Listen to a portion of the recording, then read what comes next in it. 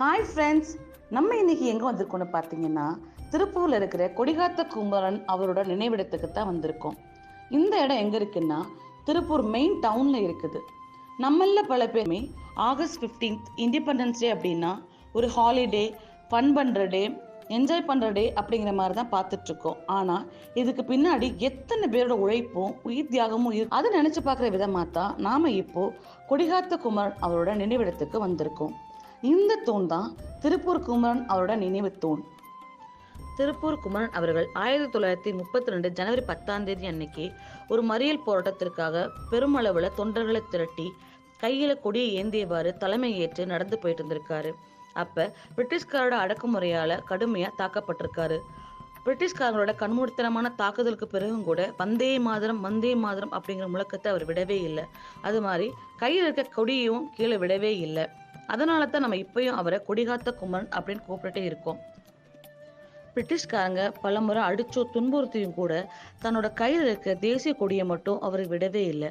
அதே மாதிரி வந்தே மாதரம் வந்தே மாதரம் அப்படிங்கிற முழங்கிட்டே தான் இருந்தாரு. ஒரு கட்டத்துல தன்னோட கையில் இருக்க கொடியை பிடிச்ச மாதிரியே மயங்கி விழுந்துட்டாரு. அவரை ஹாஸ்பிட்டல்லையும் சேர்த்துட்டாங்க. அடுத்த நாளான அதாவது 1932 ஜனவரி 11 இறந்துட்டாரு. நாட்டோட சுதந்திரத்திற்காகவும் நாட்டு மக்களுக்காகவும் தன்னுடைய இன்னுயிரை இளம் வயதிலேயே தியாகம் செஞ்சவர் தான் நம்ம கொடிகாத்த குமரன் அவர்கள். இறக்கும்போது அவருடைய வயது வெறும் 28 தான். திருப்பூர் குமரன் அவருடைய இறப்பிற்கு பிறகு மகாத்மா காந்தி அவரே நேரா வந்து அவங்க குடும்பத்துக்கு ஆறுதல் சொல்லியிருக்காரு. திருப்பூர் குமரன் அவர்களுக்கு அவங்க அப்பா அம்மா வச்ச பேரு குமாரசாமி. ஈரோடு மாவட்டம் சென்னிமலை மேலப்பாளையம் அப்படிங்கிற ஒரு சின்ன கிராமத்துல 1904 அக்டோபர் 4 நாச்சிமுத்து கருப்பாயி அப்படிங்கிறவங்களுக்கு 3வது மகனா பிறந்தவர் தான் நம்ம கொடிகாத்த குமரன். குடும்ப சூழ்நிலை காரணமா பள்ளி படிப்பை பாதியிலேயே நிறுத்திட்டாங்க.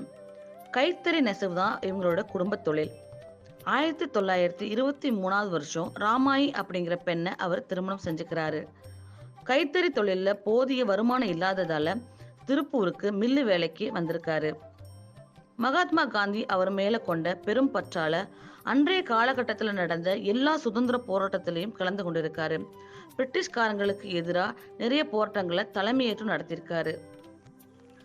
குமரன் அவரோட மனைவி ராமாயி 1998 ஏப்ரல் மாதம் இறந்திருக்காங்க. அவங்களோட சமாதியும் திருப்பூர் நினைவு மண்டபத்துல தான் இருக்குது.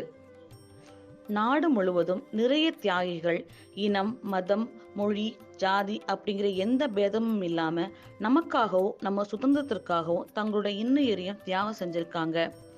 அவங்கள நினைவு கூற நாளா மட்டும் இல்லாம நம்மளும் அவங்கள மாதிரி இனம், மதம், மொழி, ஜாதி அப்படிங்கிற பேதம் இல்லாம இந்தியன் அப்படிங்கிற உணர்வோட ஒற்றுமையா இருக்கணும் அப்படிங்கிறத தான் இந்த சுதந்திர தினம் நமக்கு ஞாபகப்படுத்துது. இந்த வீடியோ உங்களுக்கு பிடிச்சிருந்துச்சுன்னா லைக் பண்ணுங்க, கமெண்ட் பண்ணுங்க, ஷேர் பண்ணுங்க. மறக்காம சப்ஸ்கிரைப் பண்ணுங்க, பெல் ஐக்கானை கிளிக் பண்ணுங்க. டிராவல் வித் டோரா ஃபேமிலி சார்பாக அனைவருக்கும் இனிய சுதந்திர தின நல்வாழ்த்துக்கள்.